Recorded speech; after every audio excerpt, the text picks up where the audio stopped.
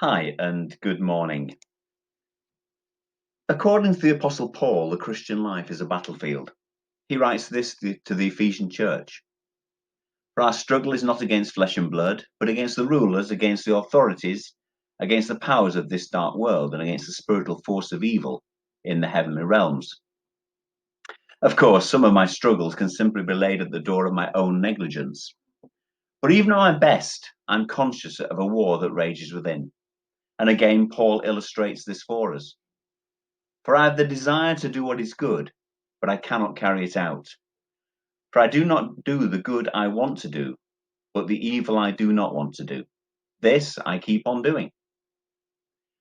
C.S. Lewis in the Screwtape Letters wrote, "There are two equal and opposite errors in which the race can fall about the devils.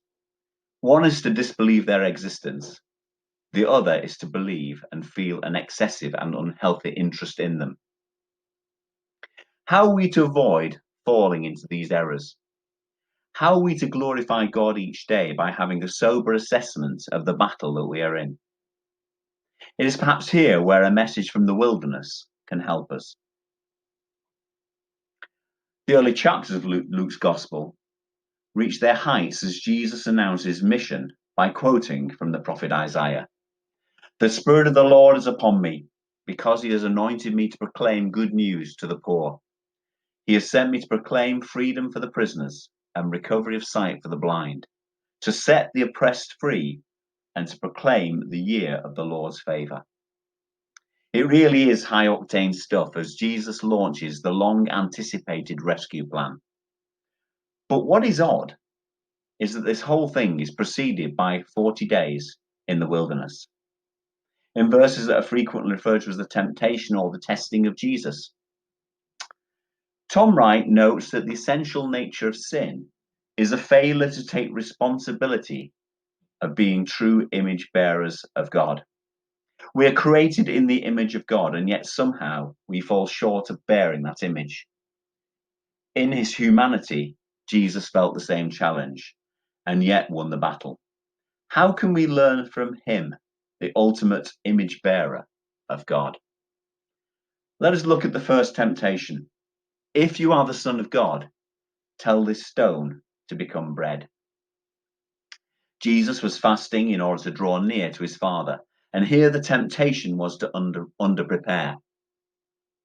Why go through all the fasting? Surely a few days will be sufficient. Or perhaps it doesn't work that way. You see, God's presence is not a reward for doing the spiritual habits. It's more that the habits put us in the place where we can receive from God.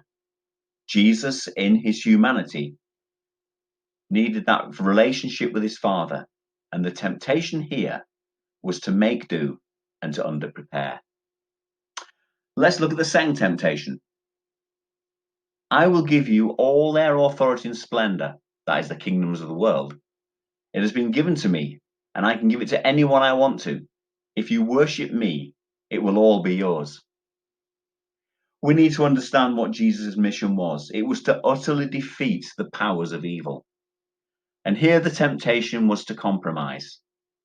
The offer that Satan gave him was to receive personal rewards and accept being number two. At the price of leaving the devil still in the command, Jesus would get those personal rewards. It was effectively a call to appeasement, leaving the essential mission unaccomplished. And then we look at the third temptation. If you are the Son of God, throw yourself down from here, for it is written, he will command his angels concerning you and protect you, so that you will not dash your foot against a stone. And perhaps the temptation here is to step outside of the God-ordained role. Why not adopt the easy approach and become a superhero, rather than the toil of being human? In so doing, the entire mission of the incarnation would be undone. Jesus came as God to live among humankind. We might be thrilled by a Superman, but it's hard for us to identify with him. He would still be living in a world that is totally different to yours and mine. And the temptation here is to avoid being human, but the penalty is to prevent contact with humanity. The wilderness can be a blessing if we see it for what it is. For Jesus was a place to hone his life goals, to dot the I's and to cross the T's on every aspect of the challenge that lay before him. His 100% commitment to his relationship with the Father, his determination to avoid compromise, and crucially, his determination to be a genuine human being, to be a faithful image bearer of God in a world of confusion.